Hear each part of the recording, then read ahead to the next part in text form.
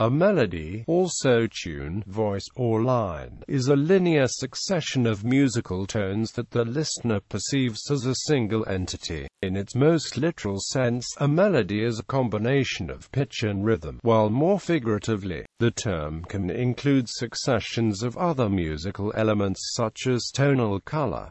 It may be considered the foreground to the background accompaniment. A line apart need not be a foreground melody. Melodies often consist of one or more musical phrases or motifs, and are usually repeated throughout a composition in various forms. Melodies may also be described by the melodic motion of the pitches of the intervals between pitches, pitch range, tension and release, continuity and coherence, cadence and shape. The true goal of music, its proper enterprise, is melody. All the parts of harmony have as their ultimate purpose only beautiful melody. Therefore, the question of which is the more significant, melody or harmony, is futile. Beyond doubt, the means is subordinate to the end. Elements.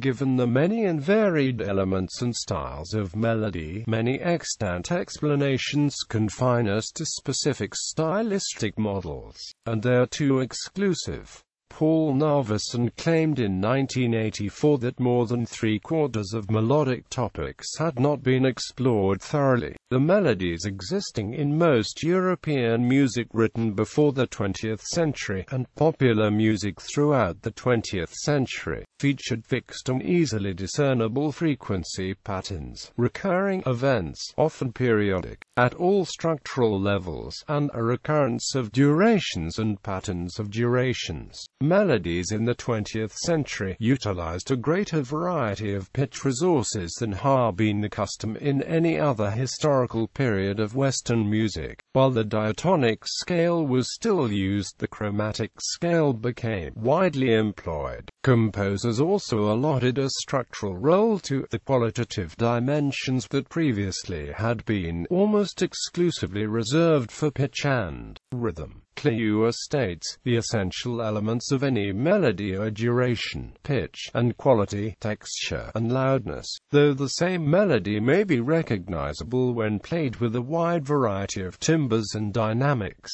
the latter may still be an element of linear ordering. Examples. Different musical styles use melody in different ways. For example, jazz musicians use the term lead or head to refer to the main melody, which is used as a starting point for improvisation. Rock music, melodic music, and other forms of popular music and folk music tend to pick one or two melodies and stick with them. Much variety may occur in the phrasing and lyrics.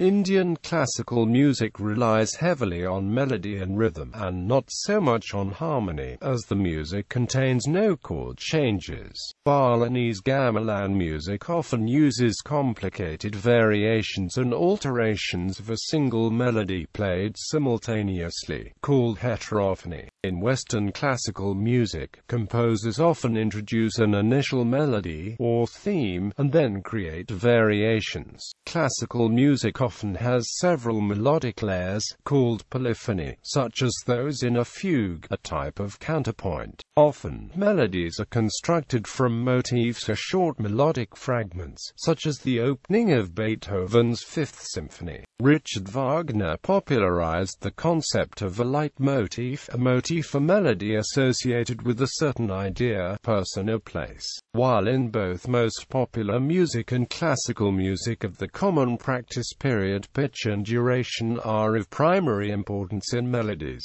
the contemporary music of the 20th and 21st centuries, pitch and duration have lessened in importance and quality has gained importance, often primary. Examples include Musique concrète, Klangfarben Melodie, Elliott Carter's 8 Etudes and a Fantasy, the third movement of Ruth Crawford Seeger's String Quartet 1931, which creates the melody from an unchanging set of pitches through dissonant dynamics alone, and György Liget's Adventures, in which recurring phonetics create the linear form.